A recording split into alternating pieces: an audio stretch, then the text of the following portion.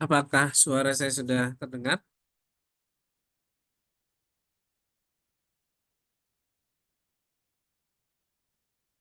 Halo, halo.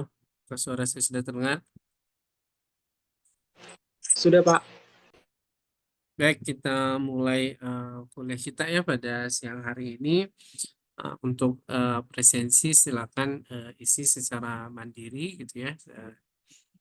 Dan itu akan dibatasi hanya sampai pukul 13.30 ya. Nah, jadi saya akan coba lanjutkan kembali materi yang sebelumnya juga sudah disampaikan. Kali ini kita akan membahas terkait dengan teknologi sequencing sebagai pendukung dari teknik rekayasa genetika itu sendiri ya. Nah, jadi saya akan coba memberikan overview ya terlebih dahulu gitu tentang sebetulnya ya eh, bagaimana positioning atau apa sih yang sebetulnya sudah dipelajari gitu ya sebelum-sebelumnya oleh kalian gitu ya dalam perkuliahan.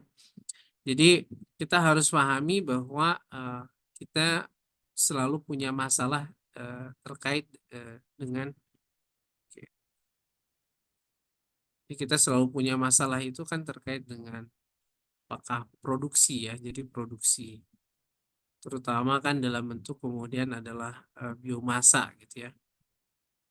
Nah, di mana bahwa produksi biomasa itu ya kita pahami itu kan bisa kita selesaikan pertama dari aspek hulu gitu ya atau kemudian dari aspek kemudian hilir gitu ya di mana ya kalau teman-teman dari rekayasa genetika itu teman-teman dari rekayasa hayati itu gitu kan itu akan lebih banyak sebetulnya mempunyai fokus di bagian hilir gitu ya jadi bagaimana apa namanya terkait dengan revenue-nya gitu ya lalu kemudian optimasi misalnya optimasi dari fermentasi gitu, atau kemudian dari fermentor gitu ya. Dan kemudian ya ini ya secara umum adalah sebetulnya kita bicara tentang efisiensi dari suatu proses produksi itu sendiri gitu ya. Sedangkan dari sisi hulu gitu ya kita perlu pahami bahwa suatu biomasa itu gitu ya atau kemudian ya biomasa ini ya terutama kalau kita bicara aspek makhluk hidup gitu kan. Nah, ini kita bicara makhluk hidup, maka kita bicara di sini bahwa makhluk hidup itu ya sebagai suatu entitas makhluk hidup itu eh, kemunculannya atau fenotipenya itu gitu ya, seperti yang sudah disampaikan oleh Pak Dadang, itu merupakan hasil dari interaksi antara genotipe dengan kemudian faktor lingkungannya ya.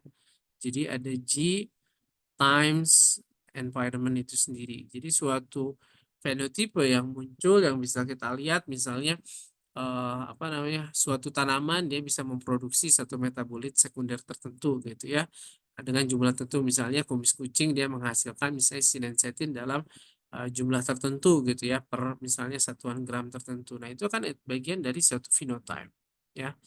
Nah, phenotype tersebut atau kemudian misalnya jumlah misalnya suatu sinensetin tersebut ya, itu merupakan bagian dari genotipenya itu sendiri. Jadi secara genetik ya, artinya genotype ini adalah secara genetik ditambah adalah bagaimana kemudian ya kita memberikan ya, di sini proses rekayasa lingkungan gitu ya. Ini yang kemudian banyak dilakukan oleh teman-teman dari SITH kemudian rekayasa. Nah, rekayasa genetika ini gitu ya. Nah, kita bicara sebetulnya ketika kita bicara genotype atau genetik ini, maka sebetulnya kita sedang berbicara pada aspek dari hulunya itu sendiri. Ya. Artinya kita sebetulnya berbicara ketika misalnya suatu tanaman, ya, ketika suatu tanaman atau suatu misalnya sel bakteri gitu ya, bakteri atau kemudian ragi gitu ya, atau kemudian suatu hewan gitu ya dia punya yang namanya adalah uh, maksimum ya. Nah, jadi ada kapasitas genetik yang maksimum ya istilahnya adalah kapasitas genetik yang maksimum maka mau direkayasa sebagaimanapun environmentnya, maka ketika tanaman, sel bakteri atau ragi atau hewan itu dia mencapai kapasitas genetik maksimumnya, itu kita tidak akan bisa kemudian meningkatkan si aspek apa yang kita harapkan, yaitu adalah produksi itu sendiri gitu ya. Kenapa? Ya memang ada kapasitasnya gitu ya. Kita tidak bisa misalnya memaksa suatu padi gitu ya, padi kemudian varietas tertentu dia untuk menghasilkan satu produksi tertentu. Nah, oleh karena itu gitu ya, nah kita perlu gitu ya untuk meningkatkan kapasitas genetik maksimum ini gitu ya. Makanya kita memerlukan yang namanya adalah proses ya rekayasa ini gitu ya. Nah, jadi proses rekayasa. Artinya dalam proses rekayasa di sini gitu ya, seperti itu ya, kita bisa kemudian membuat proses rekayasa itu seperti yang Pak Dadang sampaikan, bisa dilakukan secara konvensional gitu ya, dilakukan secara konvensional ya, atau kemudian dengan menggunakan ya ini adalah bioteknologi gitu ya, bisa menggunakan bioteknologi. Secara konvensional gitu ya, itu kita bisa lakukan dalam hal ini misalnya ya seperti misalnya melakukan radiasi gitu ya, radiasi iradiasi gitu ya. Lalu kemudian bisa juga dengan melakukan kemudian adalah persilangan ya. Ya. Kemudian juga dengan misalnya menggunakan mutasi gitu ya, seperti itu mutagen ya, mutagen. Lalu kemudian kita juga misalnya bisa menggunakan misalnya seleksi ya, seleksi variasi dari misalnya soma klonal gitu ya, soma klonal ya. Ya, variasi misalnya dari soma klonal. Atau kemudian memang secara bioteknologi. Secara bioteknologi itu artinya adalah ya kita melibatkan di sini aspek yang namanya kalau pada Dadang itu sempat cerita ada yang namanya kemudian molecular breeding gitu ya. Jadi bagaimana kemudian kita menciptakan suatu proses atau desain satu persilangan yang sifatnya adalah artificial, adalah sifatnya adalah buatan sehingga itu bisa mendapatkan hasil yang kemudian kita inginkan di situ gitu ya. Nah, itu bisa dengan molecular breeding. Yang lainnya adalah kemudian ya, ini yang kemudian menjadi topik bahasan kita yaitu adalah terkait dengan genetic engineering itu sendiri. Ya, jadi apa yang kemudian terminologi dari genetic engineering itu ya secara umum adalah kita kalau misalnya apa namanya engineering secara umum itu ya kemudian kita mencoba kemudian merekayasa. Tapi kalau genetic engineering di sini yang dimaksud itu adalah bagaimana kemudian kita melakukan proses modifikasi ya, modifikasi atau kemudian proses rekayasa ya dari material genetik yang ada. Jadi balik lagi adalah ke sini, gitu kan? Ya. Jadi bagaimana kita melakukan rekayasa dari material ya genetik yang ada. Jadi kuncinya adalah di sini. Jadi improvement atau perbaikan di bagian hulu, gitu ya. Nah ini dilakukan dengan kemudian memperbaiki genotipe atau kemudian material genetik yang ada. Nah, pertanyaannya adalah ya bagaimana kemudian ya kita apa namanya bisa melakukan proses modifikasi pada material genetika ini gitu pada material genetik ini gitu ya. Nah, tentu gitu ya. Untuk bisa melakukan ini ya, jawabannya adalah ya kita harus tahu dulu ya. Kita harus tahu dulu what is there gitu ya.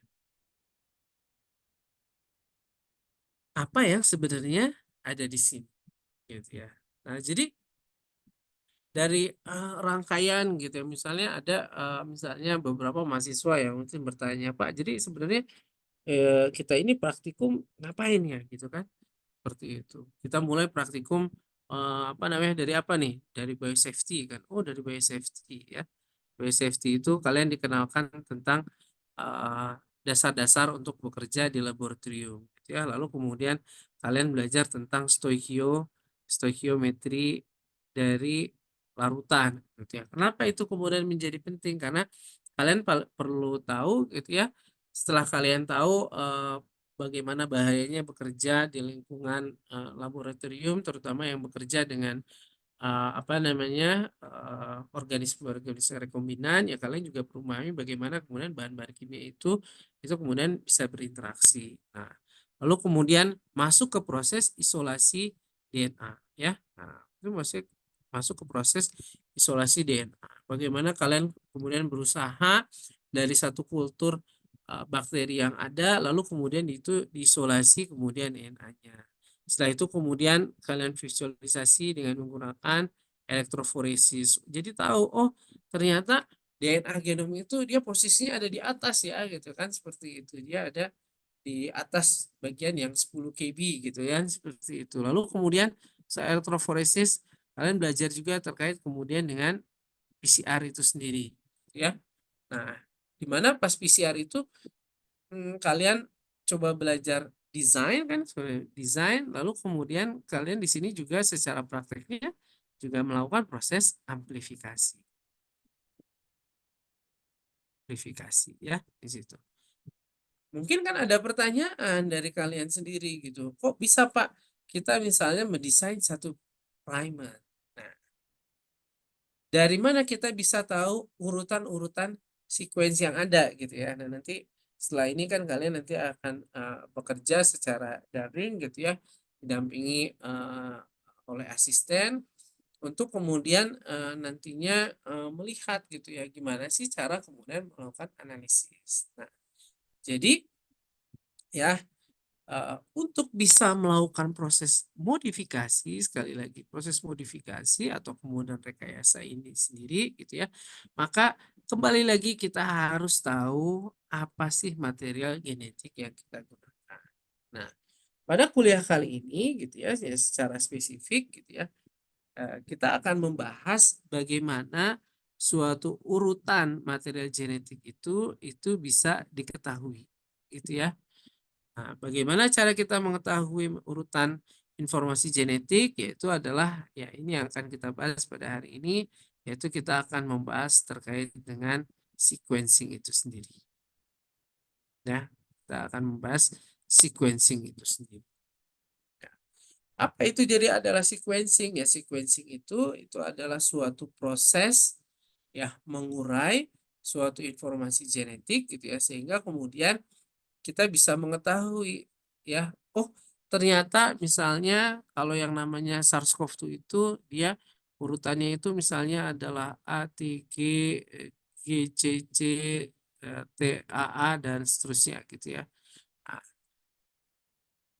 jadi sequencing ini adalah proses mengurai informasi genetik yang ada. Ini yang kemudian akan kita bahas ya pada siang hari ini. Oke, sampai di sini ada pertanyaan dulu, silakan.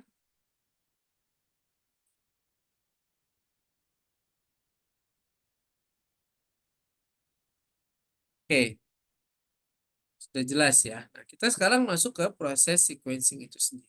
Ya, jadi secara definisi yang namanya DNA sequencing ya kalau kita bicara tadi ya DNA bisa juga sebetulnya ada peptide sequencing, ada juga RNA sequencing, ada juga yang namanya protein sequencing. Nah, secara spesifik kita bahas gitu apa itu kemudian sequencing.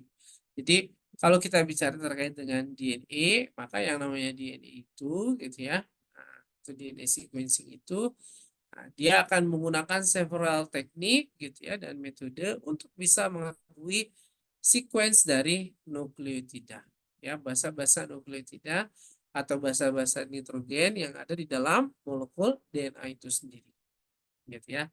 Nah, artinya kita pahami bahwa kita tahu nih, oh ini urutannya misalnya A, T, G, C, A, T ya. Ya, lalu G, C, C, C, A, G gitu ya dan seterusnya. Ya. Nah, kapan itu kemudian mulai dilakukan ya? Jadi ini mungkin ini saya belum lahir, ini saya sudah lahir, mungkin kalian juga di sini belum lahir di tahun 98, kalau 2008 mungkin sudah pada lahir semua gitu ya. Ini adalah suatu sejarah bagaimana kemudian teknologi sequencing itu atau teknik penguraian dari informasi genetik ini itu mulai dilakukan. Jadi sequencing itu sendiri itu sudah dimulai di tahun 1977 gitu ya, di mana Maxam and Gilbert itu dia melakukan proses sequencing dengan metode yang disebut sebagai chemical degradation sequencing, di mana ketika zaman itu gitu ya, jumlah total basa ya, kita sebutnya base pair ya, BP, atau kemudian kalau dalam bahasa Indonesia kita sebut itu sebagai pasang basa gitu ya, di mana kemampuan untuk membaca basa nukleotida itu adalah 1,5 kilo base pair ya, kilo base pair per person per year. 1,5 KB itu sama dengan 1.500 base pair. Atau ya kita bisa sederhanakan base pair itu menjadi 1.500 huruf. Ya. Kalian bisa bayangkan yang namanya DNA manusia, genom manusia itu kurang lebih dia punya 3,2 kali 10 pangkat 9 huruf ya. 3,2 kali 3,2 miliar huruf gitu ya. Pada tahun 1977 kemampuan manusia ya membaca dengan teknik Maxam and Gilbert itu hanya 1.500 huruf per orang per tahun gitu ya.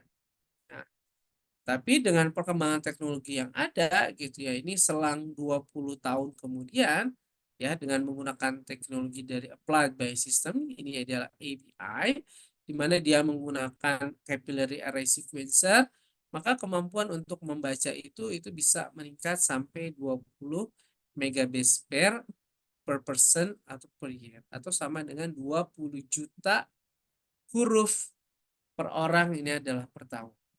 Ya. Masih belum bisa juga, masih belum bisa ngejar ya jumlah genom yang ada pada manusia 3,2 miliar. Nah, baru serang itu adalah 10 tahun kemudian di 2008 gitu ya, dengan teknologi AB Solid Image Array Sequencers ya, itu bisa berlipat-lipat gitu ya, bisa ratusan kali kemudian ini digandakan sampai kemudian mencapai 150 gigabase pair per person itu per year. Itu kalau 150 gigabase pair itu sudah 50 kalinya dari genom manusia gitu ya. Dan dalam waktu 1 tahun saja teknologinya itu bisa meningkat sampai 400 gigabase pair ya, hampir 3 kali lipatnya, dan di 2010 gitu ya, 2 tahun kemudian itu sudah meningkat 2000 gigabase pair yang lebih dari ya, hampir mendekati ya 15 kali lipatnya dari teknologi Solid Image Array. Jadi kita bisa bayangkan bahwa teknologi itu semakin lama itu semakin berkembang, yang tadinya mahal karena teknologinya itu dia bisa diadaptasi, ada licensing dan transfer teknologi, sehingga pada akhirnya ya harga itu bisa semakin murah dan semakin kompetitif ya, apa namanya, mengikuti hukum Moore's Law juga gitu ya di situ. Nah, sekarang kita masuk ke dalam apa namanya, teknik-teknik sequencing, termasuk apa yang nantinya akan kalian kerjakan pada modul praktikum ya pada siang hari ini. Nah, yang pertama ini adalah metode yang disebut sebagai classical Sanger dideoxy sequencing method ya. Nah, kenapa dia disebut sebagai dideoksi? Jadi Sanger ini Frederick Sanger ini dia adalah nama orang ya. Jadi Sanger ini dia dari nama orang, di mana dia menemukan metode sequencing dengan menggunakan dideoksi. Apa itu dideoksi? Dideoksi ini adalah molekul yang kalian bisa lihat di sini gitu, yang disebut sebagai dideoksi nucleotide trifosfat itu sendiri. Ya. Normalnya basa nitrogen itu kita sebut sebagai DNTP atau yang disebut sebagai deoxynukleotide trifosfat ya. Yang namanya N, artinya N itu bisa diganti dengan basa adenin, bisa diganti dengan basa guanin, bisa diganti dengan basa timin, bisa diganti dengan basa sitosin gitu ya. Tetapi kalau di DNTP ya, di deoksi itu gitu ya, dia akan punya struktur yang sama, ada A, ada T, ada G, ada C. Tetapi kalau kalian lihat di sini gitu ya, ini pada di DNTP atau pada molekul di deoksi ini dia tidak memiliki gugus karboksil di ujung tiganya. Apa konsekuensinya ketika dia tidak memiliki gugus karboksil di ujung 3 ini? Maka, nah kan kalian pekan sebelumnya itu pas libur itu kan melakukan proses PCR. Apa sih yang dimaksud dengan PCR itu? PCR itu kan itu adalah proses amplifikasi, ya. Artinya fragmen itu akan diperbanyak. Nah, bagaimana cara fragmen itu diperbanyak? Yaitu kan dengan melakukan penambahan basa nukleotida yang dilakukan oleh enzim polimerase. Jadi kalau kalian ingat lagi gitu ya, ketika meracik larutan itu kan kalian menambahkan yang namanya enzim polimerase. Jadi apa itu fungsi dari enzim polimerase? Fungsi dari enzim polimerase itu adalah menambahkan DNTP yang ada. Nah, dalam konteks sequencing ya yang ditambahkan itu tidak hanya normal DNTP atau normal deoxynukleotide trifosfat, tapi yang juga ditambahkan itu adalah molekul yang disebut sebagai DDNTP. Ya. Ketika DDNTP dengan rasio tertentu, jadi biasanya rasionya misalnya adalah 95% itu adalah DNTP, lalu kemudian 5%-nya itu kurang lebih adalah DDNTP. Nah, ketika DDNTP dan normal DNTP ini dia bercampur ya, maka dalam suatu proses tertentu DDNTP itu dia akan menempel secara acak. Konsekuensinya ketika kemudian dia menempel secara acak, maka ketika dia diakhiri atau kemudian ditempel oleh DDNTP, maka secara otomatis proses polimerisasi itu dia akan berhenti dengan sendirinya. Kenapa dia berhenti? Karena dia tidak punya ujung OH. Ya, ujung OH itu penting untuk sebagai situs rekognisi atau situs pengenalan untuk dia bisa menambahkan normal DNTP yang lain.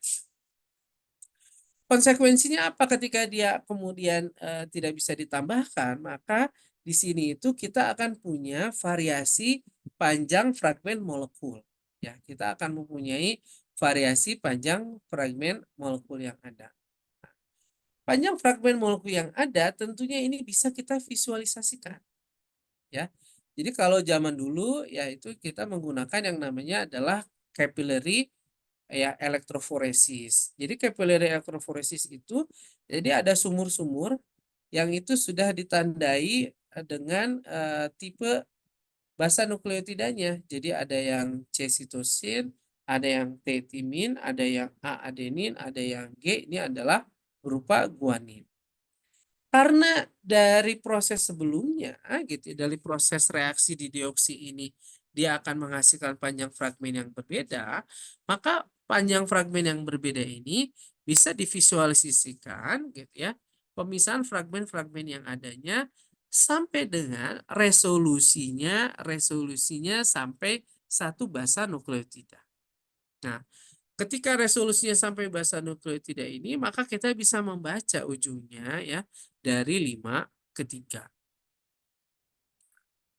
Apa yang nanti kalian lihat juga di dalam apa namanya modul praktikum ini adalah apa yang disebut sebagai kromatogram.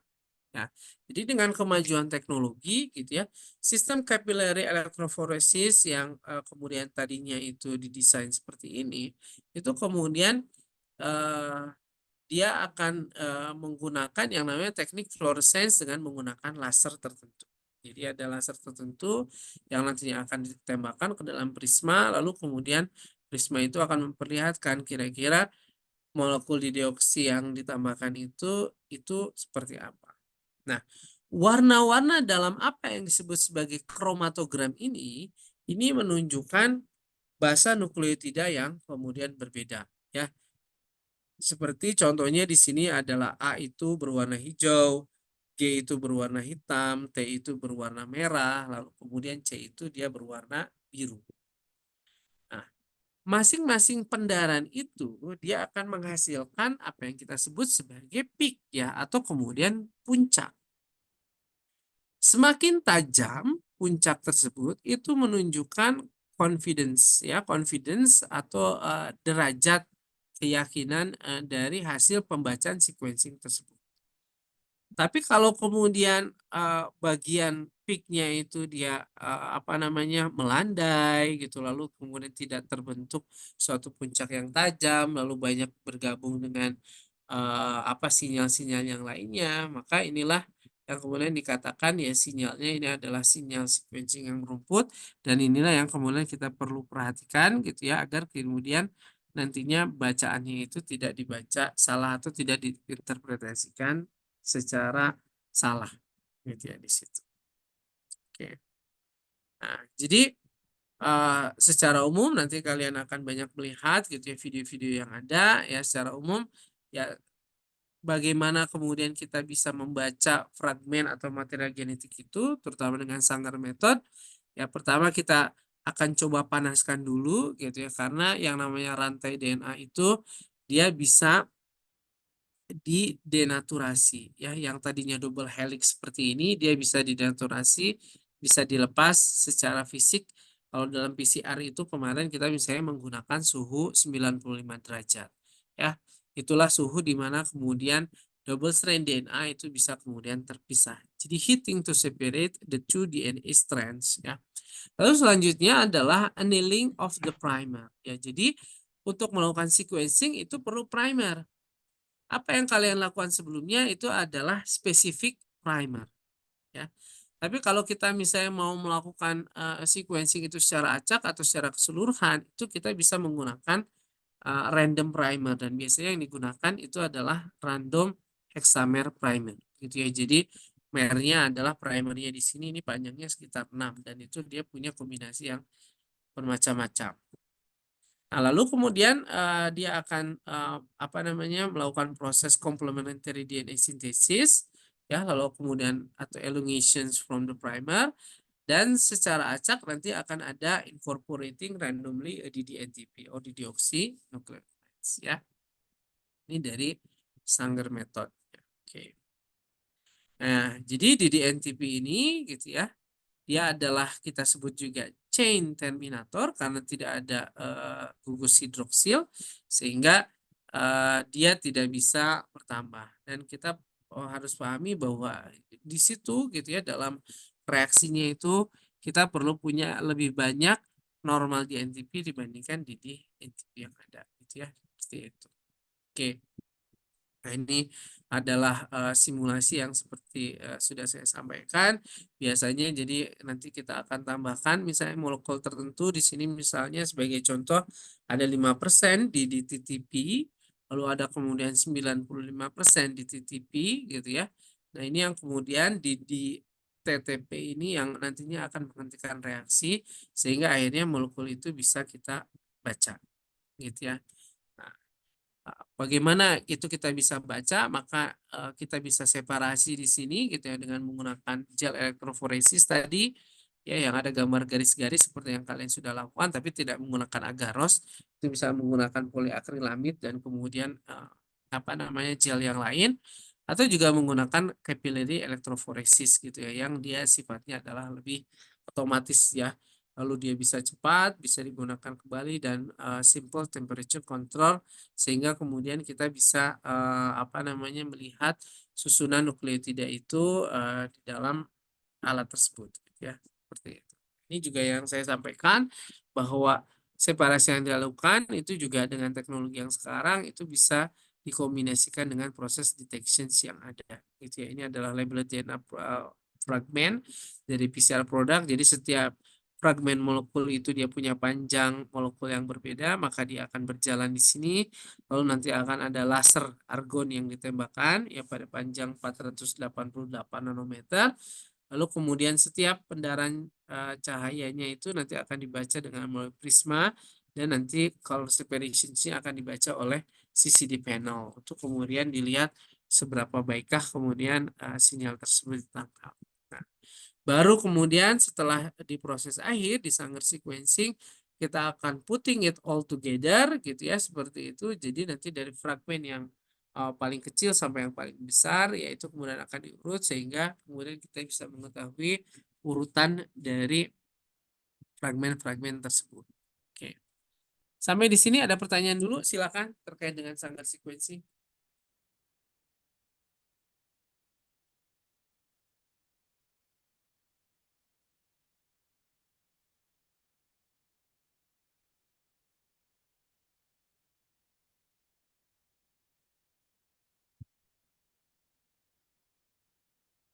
Halo, gimana? Ada pertanyaan?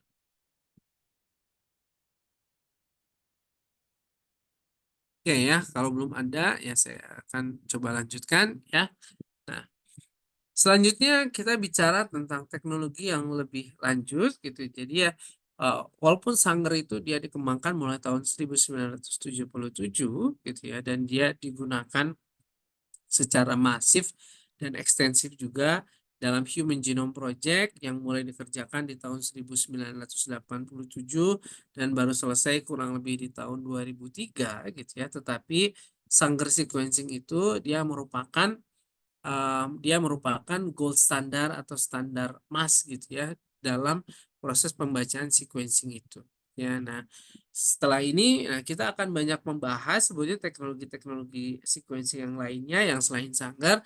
Tapi sekali lagi saya perlu sampaikan bahwa yang namanya Sanger sequencing itu tetap adalah sebagai suatu gold standar dalam proses sequencing. Jadi kalau ada proses validasi atau konfirmasi dari teknologi sequencing yang lainnya itu biasanya digunakan apa namanya Sanger sequencing.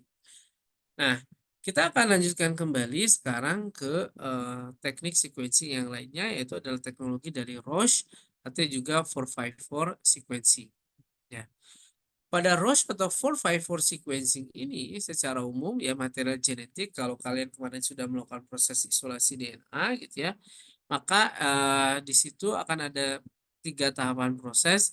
Yang pertama adalah DNA library preparations, yang kedua adalah proses emulsions PCR, lalu yang ketiga ini adalah proses sequencing.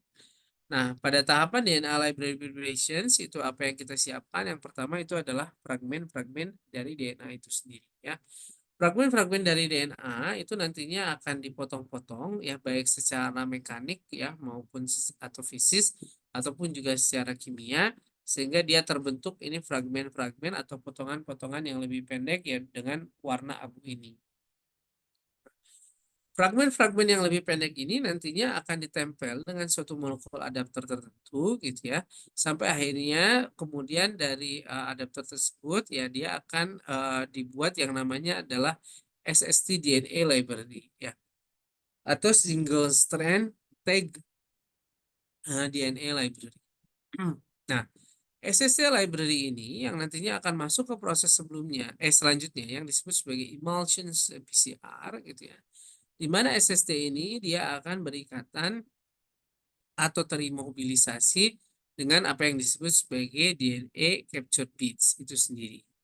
Nah, ketika dia sudah tertempel di bagian bits, kemudian akan terjadi proses PCR yang amplifikasi secara masif di sini, sehingga terjadi clonal amplification sampai akhirnya kemudian kita bisa mendapatkan DNA-DNA gitu ya seperti itu yang dia punya positif bits amplifications.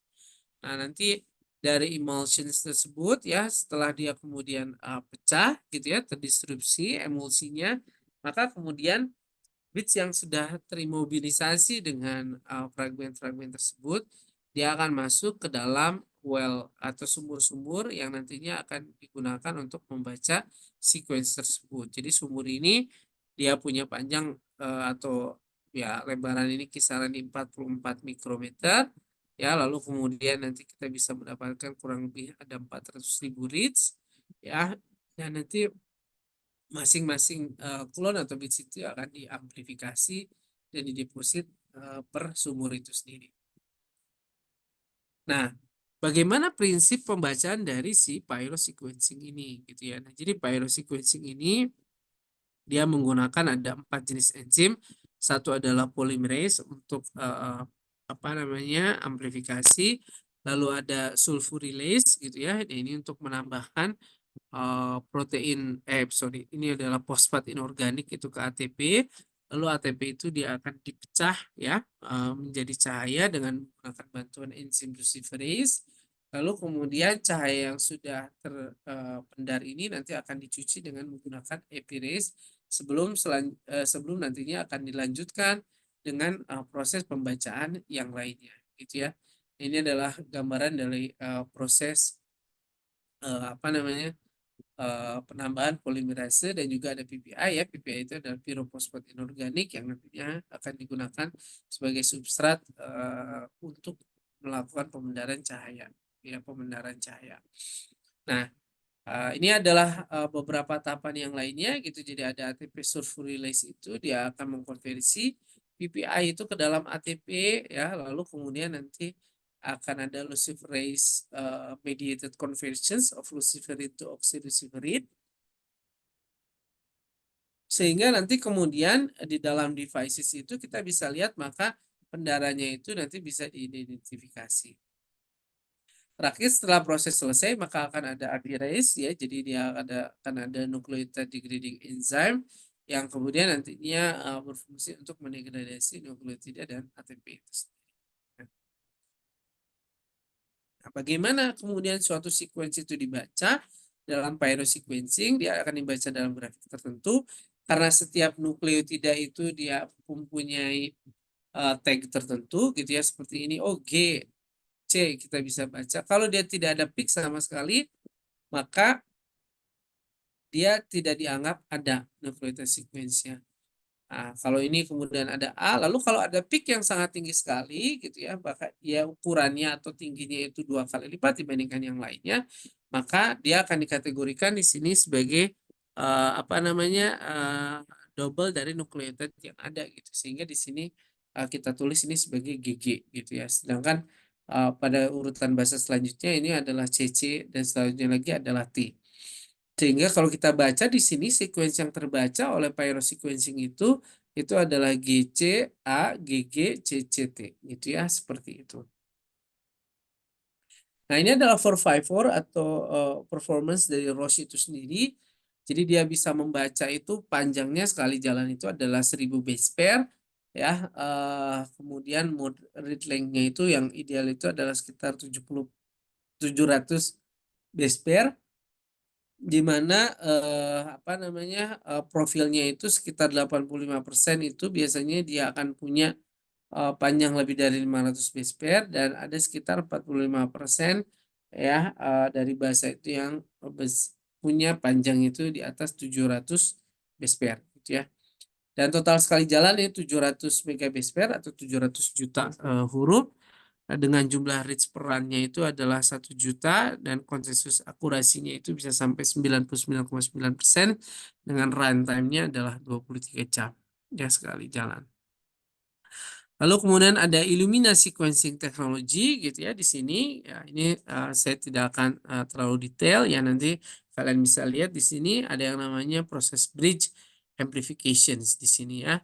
Jadi nanti sekali lagi DNA itu akan dipotong-potong, lalu kemudian nanti di sini akan ditambahkan adapter, lalu kemudian adapternya itu nanti akan disimpan gitu ya ke dalam suatu chip di sini gitu ya, dan nanti dia akan menempel potongan fragmennya, lalu dia akan terjadi proses bridge amplification. Dia akan terhubung satu sama lain membentuk jembatan seperti ini. Lalu dari jembatan itu nanti akan ditambahkan nukleotida yang lain sehingga dia menjadi memiliki yang namanya adalah double strand ya. Nah, dari double strand ini gitu ya, nanti dia akan terbuka sehingga dia akan membentuk yang namanya proses amplifikasi jembatan ya atau bridge amplifications, dan terjadi repetisi sampai akhirnya kemudian terbentuk yang di sini adalah kita sebut sebagai cluster generations gitu ya. Nah, di mana masing-masing dari cluster generation itu nantinya akan dibaca ya di dalam suatu device. Ini adalah contoh gambaran bagaimana device itu dia mengambilkan data. Setiap titik ini di sini menggambarkan satu cluster yang ada di dalam chip tersebut. Nah, dan bagaimana kemudian itu dibaca dalam Illumina itu dia menggunakan pendekatan apa yang disebut sebagai sequencing by synthesis atau SBS. Di mana setiap basa nukleotida itu ditambahkan ya nanti dia akan ditembakkan dengan cahaya dan kemudian nanti akan dibaca oleh mesin juga. Nah, ini disebut sebagai sequencing by synthesis.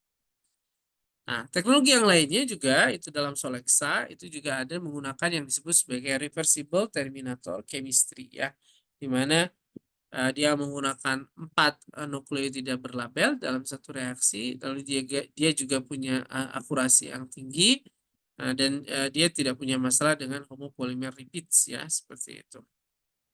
Ini adalah contohnya bagaimana satu molekul itu dia bisa terhubung, ada floor-nya di sini, ada cleavage site-nya di sini, lalu kemudian di sini ada molekul blok, ya.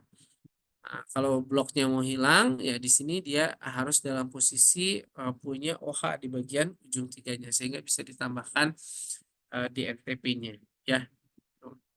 Ini adalah contoh base calling dari suatu image-nya, jadi nanti juga dia akan diberikan pendalaan warna tertentu, ya.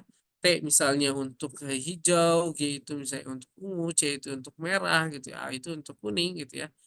Nah, sehingga di sini kita bisa lihat, kita bisa baca di sini ini adalah T T T T T T T sampai panjang tertentu, lalu kemudian yang biru adalah G, habis itu hijau itu T lagi. Ya, di bagian yang lain ya ketika proses sintesis nanti ini adalah T, ditambah lagi kemudian G dia akan jadi biru, ditambah lagi C dia akan jadi merah dan seterusnya sampai akhirnya menghasilkan suatu bacaan sequence di situ. Ini adalah teknologi performance dari Illumina, walaupun HiSeq 2500 ini sudah tidak lagi digunakan, sudah tergantikan oleh teknologi terbaru yang disebut sebagai Novasic gitu ya. Tapi kita bisa lihat di sini gitu ya, run mode-nya ini bisa high output dan rapid run, dan dia bisa menghasilkan sampai 600 gigabase pair. Jadi 600 gigabase pair ini hampir kurang lebih adalah 200 kalinya genom dari manusia itu sendiri ya. Jadi ini sangat banyak. Nah, dalam konteks sequencing ya, nanti kita perlu melihat bahwa ada yang disebut sebagai yang namanya adalah Phred score ya. Jadi Phred score dalam sequencing nanti juga kalian bisa lihat, tapi tidak dengan menggunakan program GeoEdit yang ada. Tapi beberapa program itu akan menunjukkan hal tersebut, di mana Phred itu adalah suatu indikator kualitas dari pembacaan hasil sequencing, di mana dia akan dihitung dari Q min 10 dikali log P, di mana P itu adalah estimated error probability dari suatu base call ya, yang disebut itu ya yang di record itu ke dalam devices itu sendiri. Sehingga nanti dalam sequencing itu kalian kenal ada yang istilahnya adalah Q-score atau juga disebut sebagai Phred score, di mana Phred score ini dia akan dimulai dari biasanya angka 0 gitu ya. Ini dari angka 0, sorry. Ini dari angka 0 ya. Sampai kemudian angka misalnya XXX gitu ya. Nah, apa artinya angka-angka ini? Jadi ada Q10 ya, ini ada Q10, ada Q20, ada Q30, ada Q40 di sini gitu ya. Nah, ini mengartikan bahwa Q10 itu setiap ya setiap 10 bahasa yang dibaca itu akan ada satu bahasa yang salah dibaca. Kalau Q20 itu nolnya nambah. Jadi setiap 100 huruf yang dibaca atau 100 base pair yang dibaca akan ada satu bahasa yang salah. Kalau Q30 itu ya nolnya 3 ya. Nolnya 3. Jadi setiap 1000 yang dibaca itu cuma satu yang salah. Kalau Q4 ya itu dari 10.000 ya. Jadi setiap 10.000 kali itu dibaca, ya huruf itu dibaca, maka ada satu bahasa yang salah ya untuk dibaca. Jadi ini yang perlu kita hati-hati nantinya dalam proses analisis data, terutama ini data sequencing yang ada di sini. Nah, jadi Phred score itu dia akan dihitung dengan menggunakan yang namanya adalah empirically calibrated algorithm, di mana empirically calibrated algorithm ini dia akan menggunakan 4 parameter. Satu itu adalah peak spacing di sini dengan menggunakan 7 peak window. Jadi 7 peak window itu jadi nanti akan dibagi nih, misalnya ini window 1, 2, 3, 4, 5, 6, 7. Nah, jadi windownya itu di sini. Ya. Nah, nanti dari sini kemudian akan digeser nih, dia akan geser satu persatu gitu ya per 7 windownya. Nanti dari situ gitu ya kita akan menggunakan parameter yang lain, itu adalah rasio dari uncold dan juga kemudian cold ratio. Jadi dia A ini dibaca berapa kali sih ya? Ini akan dihitung rasionya. G ini dibaca berapa kali sih? Selain 7 peak window ada juga 3 peak window. Jadi misalnya yang akan dibaca A. Berapa berapa banyak sih yang dia membaca AA? Nanti kemudian dia geser lagi ke AAG, berapa banyak sih dia yang akan misalnya membaca AAG? Itu 3 peak window. Setelah itu juga akan ada peak resolution gitu ya. Peak resolution itu ya jadi ini contohnya ini adalah ada peak-peak yang dia sulit sekali untuk kemudian kita baca. Dan biasanya dalam proses sequencing ya ada yang namanya bit quality regions biasanya di antara di awal dan kemudian bagian akhir itulah yang kemudian nantinya akan kita buat ya di situ. Oke. Nah, ini adalah contoh dari Phred score ya yang dihasilkan dari proses sequencing gitu ya. Nah, ini dengan some ambiguities, jadi ini adalah Phred outputnya, ini dengan menggunakan ini program yang lama sekali gitu ya. Ini adalah qual gitu ya. Nah, pada praktikum kali ini kita tidak bisa melihat karena ini biasanya dilihatnya dalam file yang disebut sebagai PSD file. Nah, beberapa program itu bisa melihat bagian yang namanya Phred score itu sendiri. Jadi ini misalnya bagian ini ya, nah bagian ini dia akan berkorespondensi dengan koordinat-koordinat tertentu. Jadi kalau secara sekilas saja kita lihat bahwa nah di bagian awal ini, awal sequencing ini biasanya dia mendapatkan hasil yang kurang baik ya, di mana Phred score-nya kecil sekali. Lalu kemudian di bagian akhir kita juga melihat di sini ada hasil sequencing yang merumput. Ya. Ini Phred score-nya juga di sini adalah Phred score yang relatif kecil. Sehingga nantinya yang bisa kita gunakan gitu ya, yang kalau kita mau amannya itu adalah menggunakan dalam proses cloning dan lain sebagainya. Nah, ini adalah bagian yang dari sini nih, mulainya dari sini sampai ke bagian sebelah sini. Oke, jadi bagian inilah yang kemudian dianggap ini bagian yang confident. Karena apa? Karena Phred score-nya itu dia lumayan tinggi, gitu ya seperti itu. Oke. Nah, ini adalah contoh dari Sanggar Pasta. Ini adalah file yang namanya disebut sebagai Sanggar Pasta. Jadi nanti kita akan mendapatkan dalam bentuk teks itu bentuknya adalah seperti ini. Apa itu file Pasta? File Pasta itu adalah file yang dimulai dari line pertamanya itu akan ada tanda lebih besar sama dengan, lalu kemudian ada bagian teks di belakangnya yang disebut sebagai identifier. Sedangkan line yang kedua ini adalah berupa teksnya. Atau kemudian ini adalah bahasa nukleotida yang dibaca.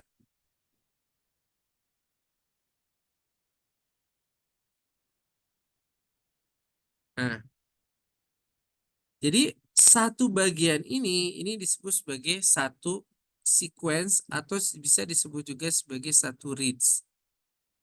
Ya. Kalau dia ada banyak seperti ini, maka ini dikatakan sebagai file multifasta.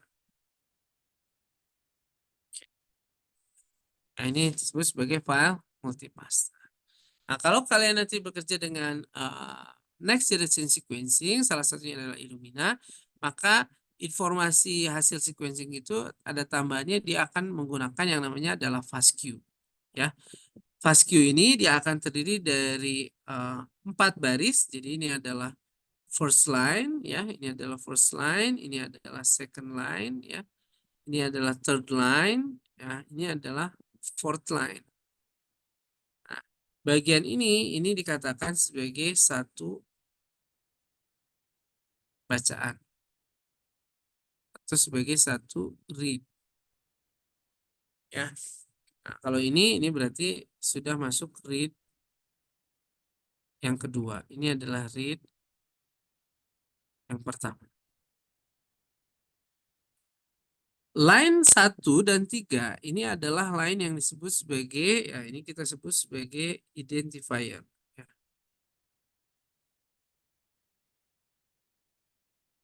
Sedangkan ya bagian yang line yang kedua ini kita bicara ya, basa nukleotidanya.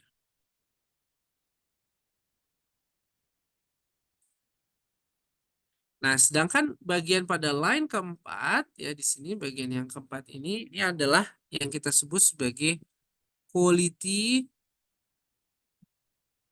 indicator.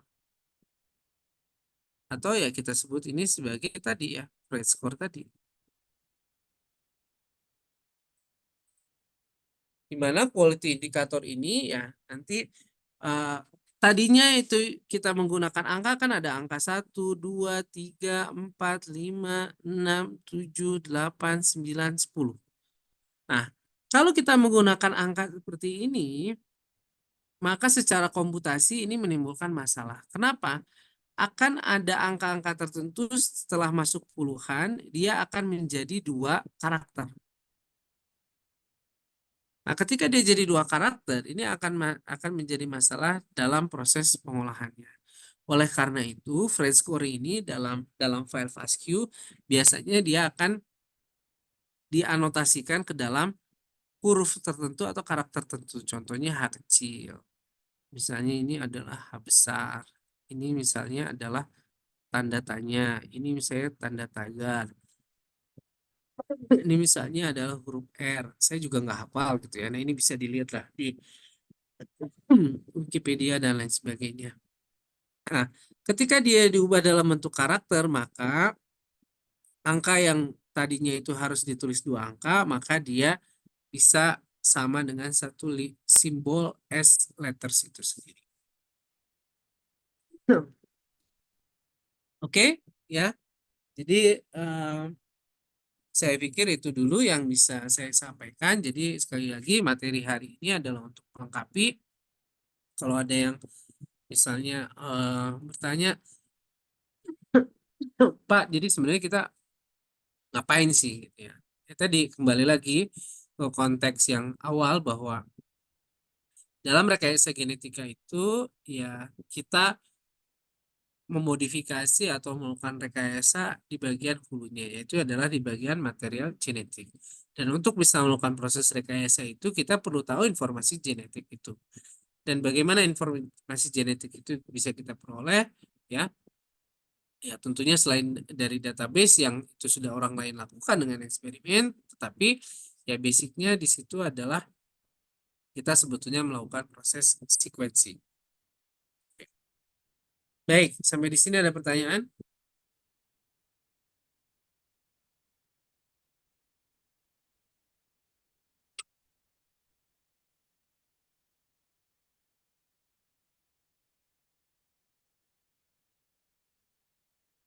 Tidak ada pertanyaan sampai di sini? Ya mudah-mudahan tidak mengantuk ya, walaupun kuliahnya dilakukan secara online. Baik, kalau begitu gitu ya mungkin itu saja dari saya ya pada perkuliahan kali ini gitu ya. Nanti kita akan ketemu lagi di sesi praktikum bersama asisten. Baik, terima kasih ya sampai bertemu lagi.